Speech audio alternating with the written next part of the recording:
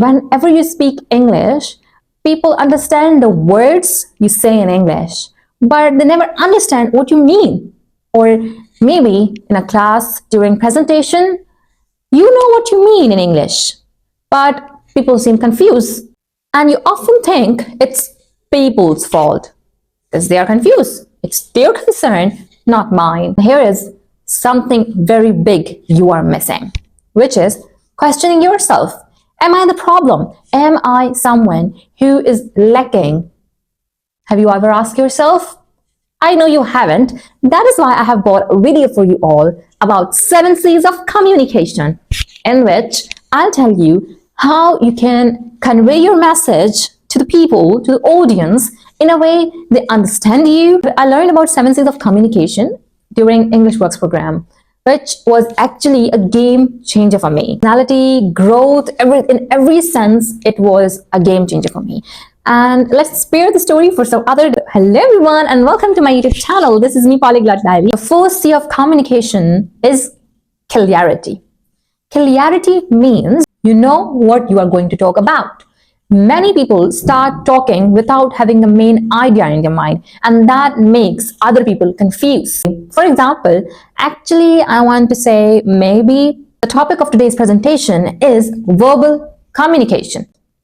To ensure clarity, before speaking, take 2 to 3 second pause and ask yourself, what is my main idea? What is my topic? What I am going to talk about? The second C of communication, which is conciseness. Conciseness means only speaking the words you need.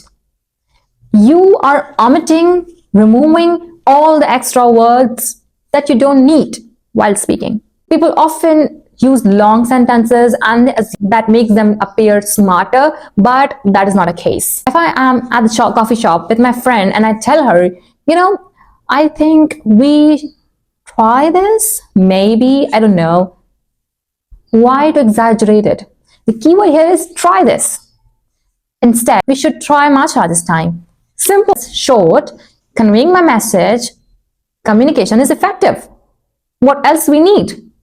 So, and to ensure conciseness, you need to focus on one idea per sentence. Next, the third C of communication is completeness. Completeness means giving all the information to the listener which he or she needs. Many people stop speaking too soon and they think people already know what they're going to talk about or they already have a context, but that is not true or that is not reality. You need to tell them the whole idea. For example, 2 friends are sitting together and one says, I submitted it, asks what, when, and where. So instead of saying I submitted it, you should try to say, yesterday I submitted the assignment before the deadline. Now here you give the complete information to the listener in order to understand what you are speaking. Here comes the 4th C of communication, which is correctness. You need to avoid small mistakes, which can actually confuse people and divert their mind from what you are speaking to what error you made.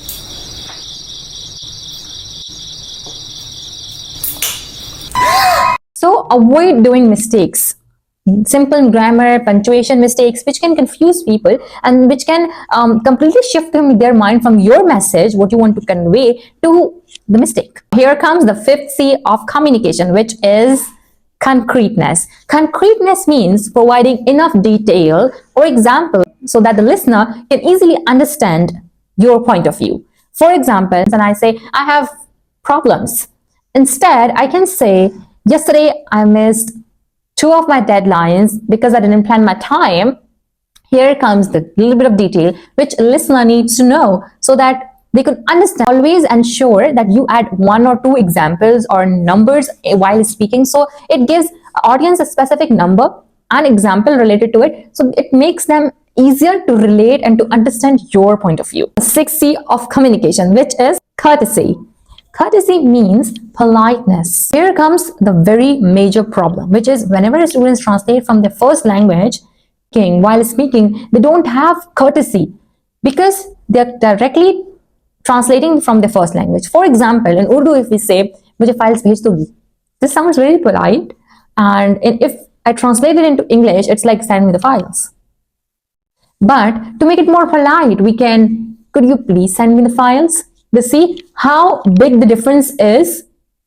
This is how you can use please, kindly, could, should, word while speaking. That creates a huge difference. And you know, politeness is actually the very important pillar of communication.